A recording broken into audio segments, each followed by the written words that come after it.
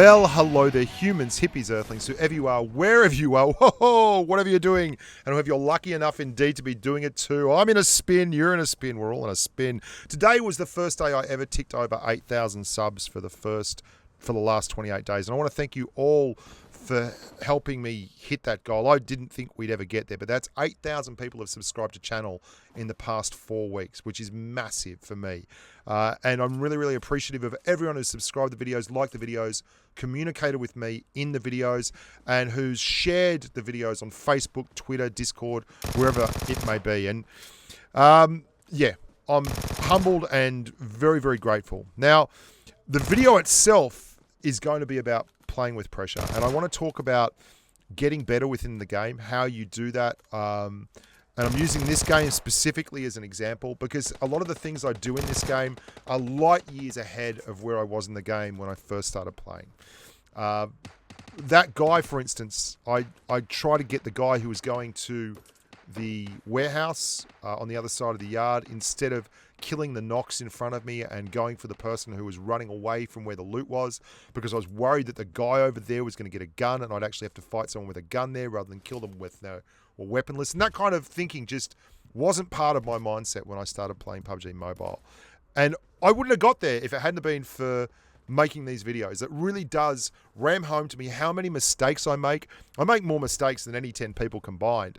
And I think that the biggest part of getting better in the game is acknowledging it when you get it wrong and that you just got beat, that you lost a gunfight, or that the circle screwed you, but you got screwed because you weren't mobile enough and all that kind of stuff, and learning from them. And I think that's about playing with pressure. If you stick around too, you're also going to see how I deal with a really, really adverse final circle in a very open wheat field in this solo versus squad environment. I've got 42 rounds left in my DP28. I've got 24 left in my Vector, and I don't have an extended magazine. So I'm making sure that I'm burst firing there and just getting the absolute maximum value I can out of these remaining 7.62 rounds. But things are pretty tight ammo-wise. Now, that's pressure. That's 2 bursts, but I just don't have enough ammo. And I was hoping he'd be there. He's not. His mate's somewhere upstairs. We've got to go and clear his buddy. I like the fact that I'm very conscious of that here, that I only have 13 rounds, that I can't afford to miss this guy. I can't just pre-fire and go screaming around the corner. And I'm going to have to be patient. I'm watching the footsteps above me. And I know it's a pressure cooker, but I've looked at this situation and I've figured out how best to deal with it. I'm going to let him come past me. I've got to take a shot from him, or at least let him have a crack so that I can make sure that every single shell goes in, because I've got no rounds left in the DP28. Look at that. 6 rounds of 45 I had left at the end of that. Crazy, hey, crazy. Now, the reason I was doing that was I've learnt to calm down in these situations. I did the hot drop video. I was dropping in the middle of Pachinki and prison and military base and everything with 10 or 12 people and dealing with them in a solo squad situation. And it made me more conscious of what's going on and just able to calm down and actually think things through. Because pressure is I've always found that the best way to deal with pressure is to have experience doing the thing. And it doesn't matter if you get it wrong. It doesn't matter at all if you get it wrong. The best way we learn as humans is making mistakes. I've learned from visual things very, very much so. So watching the videos back for me and seeing where I screwed up is absolutely key. But at the same time, like, if you're not doing that, how do you get that into your gameplay? Well, the easy answer is you've got to get out there amongst it. You've got to get out there and you've got to practice against big odds. And you've got to actually risk it for the biscuit. If you don't take engagements and you don't take firefights, all you're doing is getting worse at taking engagements and firefights. And as you go up in ratings and you start running into people who get lots of kills and spend a lot of time behind the gun, you're going to get shagged. Now, there is someone down there who is having a bot fight. 2 bots. And I know there's a vehicle. And what's happened is The vehicle is pulled up to kill the bots. I'm expecting that. That's no problems whatsoever. Bro Lazen killing LTT, Chim, and X. That's got to be a bloke killing a bot down here. It is, in fact, a bloke killing a bot. And I can see there's a bot there. I'm not going to shoot the bot. I've made that mistake before. I'm going to shoot the real person. There he is. Unfortunately, the real person's got real mates. And he's behind me. And I don't have a vest left. It's completely shredded. God bless the M416 and all who sail under her for her steady gun handling and amazing recoil control. Oh, good golly, that was close. Now, the old Bushka would have just rolled down that hill and tried to make hay. But what we're going to do now is actually reposition, reset the engagement. We've knocked a bloke behind us. And we're not going to go for the knock clear on any of these kills. What we're really going to do now is just deal with the pressure in a far more... I watched one of my videos when I first started the other day, and I was just stunned at how frazzled I was under the pump, at how I didn't really take the time to do anything, and how that knock there, I would have gone charging out there and fired it, and one of his buddies would have killed me for sure. And they've already revived the first guy that I knocked up the top of the hill there to the southwest. He's up and about. We've killed one bloke. There's 3 of them still, and they're doing a really good job, this squad, of getting each other up. I'm just waiting for opportunities. I'm screwing their resources. I'm slowly building more and more pressure on them. So we've got 2 kills now, and there's 2 more left alive. I'm going to check out here to the left. There's a smoke. There's a guy just above it. Now, I don't know if he's got his guy up or he's going in there to get the guy up, so I throw a grenade. There's a molly down there on the right. I'm watching that ridge line. And the more you play in these kind of situations, the calmer you are. I'm swapping scopes. I'm looking for my next point of access. I go down next to a sandbag. So if I get fired upon, I've got some ground to drop down behind. And then I reset to try and get an overlook on the guys that I just knocked over here to the west. And there's the 2 of them. I can hear them. And I can see just the edge of their head above that.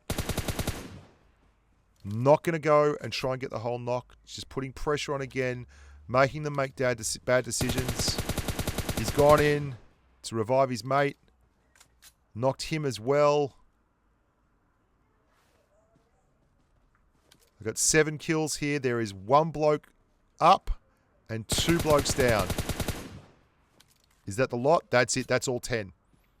We killed the last guy and 3. So that was a full squad. That was a full squad. The first guy we killed and then the last 3 that were there. And I really like that engagement because at no point did I not reset it. I went from the first guy, got hit, pulled back, got to the ground, knocked the second guy, pulled back, got to the ground, went behind the truck, knocked another guy, killed 1 guy, moved positions again, and then hit them as they were reviving the last bloke. It was just so much better than the way I used to play. And that's only come... Now you see there was a box on that tree there that I just drove past. There's a flaming UAZ there. I'm like, there is no way that there is not people around here. So there's a bloke right there. What I'm going to do now is instead of jumping out the car and running around in the blue and shooting each other, I'm just going to drive past him. I'm going to go to the zone line and I'm going to just farm the poor grub as he comes in. It's not his fault. It's not like he's played badly. He's just been a horrific victim of circumstance here. And we've been very, very lucky to drive past him and notice that there was a few things going on. And here he is as he's running on through. It's a simple double tap with the M24. Now, we picked up a really nice loadout a little bit earlier there at the prison after clearing that squad. So we've now got an M24 and an M416. What we don't have is a vest. Our vest is absolutely screwed and it's not much fun. So we're going to drive it in from here. Now, the start of the game was crackerjack. It was electric. There was a lot going on. There was action. There was squads dropping all over prison and rolling up on bots and all that kind of thing. Unfortunately, the whole middle section of the game, from the time there was like 24 people left alive now, we see a guy running up the hill there. We're going to pull up. We're going to pull up behind a rock so that we can at least go around and use this rock and pre-fire. Excellent. Cool. But from here on in, that 12th kill, man, this thing just goes dead quiet. And by the time there's 11 people left, we still haven't found someone else to shoot at, which is disappointing. I was thinking we were on for something pretty special here, but I was actually kind of counting myself out because this is actually a really good moment to show you a little bit of tactical stuff. And I'm going to stop this and break down this mini-map exactly for you. Now, the big deal here is I know there is going to be people in the farmhouse, okay? No secret to that. That's the big complex compound that is on the eastern edge. There are people on the ridge above that, and there's another squad just to the west of that squad that's on the ridge. They're right about there. And there's even one dude hanging out in the field. Now, he's near the hut. The huts quite often get contact. I don't want to go there. I'm going to go to the place where there is no one else. But that's a wide open field, Bushka. Why would you go there? That's crazy. Why would you do it to yourself? Well, because I've got smoke and I've got a vehicle. And that means that I can create a safe space for little old Bushka, and I don't have to worry about the rest of the world. Now, there's no guarantees to this. I wasn't certain when this whole crazy kind of final circle push started, and it's not crazy, but it's just very, very effective, where those squads were. I know from watching the video back where they were. That's cool. But I was pretty sure where they weren't, and that was the middle of a field, because no squad in their right mind in this final circle wants to be in the middle of a wheat field, right? So I'm going to push. You're going to see me mark it on the mini-map. No worries. Checking my stuff out. There's my marker. Zoom that thing up. A little bit of a rise. Jump out. You can see they're shooting in my general direction. Blow the tyres on my car. Lower the chassis so they can't shoot underneath it. Voila. Put a bit of smoke there. Got 6 smokes. Settle in. Now, the only thing I'm really, really worried about, and I'm going to take a few looks on the edge of the smoke to make sure. The only thing I'm really, really worried about here is my west. And so I should be, because there is actually a guy to the west of me here. But what he's doing is crawling in the grass on final person.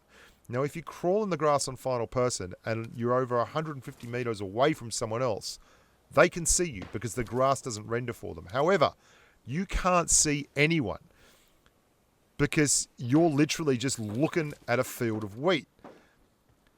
Now, I'm inside the circle, but I'm not so far inside the circle that I'm safe. The reason I went to this particular area was it wasn't right up hard against the edge of the circle. If I had my time again, I'd probably have gone closer to the center, but I wasn't certain where people were, so it worked out pretty well here anyway. And this is one of the things about playing more and more and more, watching tournaments, watching people play, watching the guys that I've played up against who beat me. And I actually learnt this tactic from getting beat by a dude who drove into a final circle with a buddy. They each had a car. They locked off the final circle, one corner of it, and they sat behind their vehicles with smoke. And I was like, absolutely screwed. I don't have that video. I wish I did. There's a bloke over there. He's crawling, okay? Crawling in FPP is madness. Do you see him right there? Don't take the shot. I just want to make sure. I want to see someone else going to kill him. No, I got to get to the circle. So I saved up my smokes. Just going to be nice and patient. And I will go under fire. And you can see, while I'm doing this, everyone else is shooting each other. This bloke over there is saved by the buggy, which is ridiculous. Those buggies are crazy. I cannot get a shot through that buggy. And I just move up to the next bit of smoke. I've got 84 meters to go. 85 meters. He's getting tapped out by people. I want to make sure I get another smoke out before the smoke gets away from me here. Lozano. There we go, another smoke. We've got 2 smokes to go now. There's only 5 people left. They've literally, 6 people have gone down. I got 1, so 5 other people. More than an entire squad has disappeared since I drove my car into this wheat field. And the circle's coming in now. Got 41 meters to go. Pushing in. And I'm going to come under fire. You can see there's a whole squad shooting at me just about here. It's just zimming over it. But hey, smoke is broke, baby. If you don't have smoke, you should not be approaching final circle alone. I'll tell you that right now. And we're just stepping stoning our way on in. Now, I've done multiple videos on smoke. I've done them on the PUBG Mobile official channel. I've done a smoke masterclass on here. And I still see people when I kill them that have absolutely no smokes on them. They have lots of frags and like 500 rounds of 5.56, and it is pointless. You get to final circle, I got 270 rounds of 5.56. It's too much. And now I'm just going to edge out, And that guy's just cleared the last two. He's just cleared them.